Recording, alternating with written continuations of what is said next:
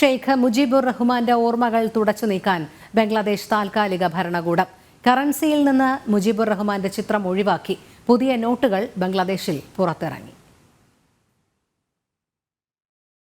ബംഗ്ലാദേശിന്റെ രാഷ്ട്രപിതാവായി പരിഗണിക്കുന്ന മുൻ president Sheikh Mujibur റഹ്മാന്റെ ചിത്രങ്ങളാണ് നോട്ടിൽ നിന്ന് മാറ്റിയത്.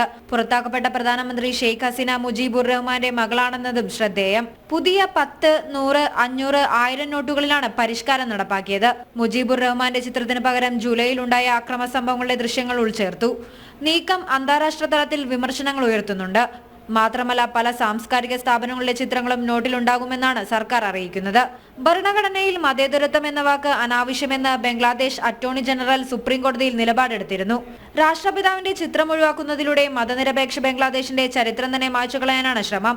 ബംഗ്ലാദേശ് എന്ന രാജ്യമുണ്ടായ ആശയത്തിൽ തന്നെ നമസ്കരിക്കാനുള്ള നീക്കമാണ് പുതിയ സർക്കാർ നടത്തുന്നത്.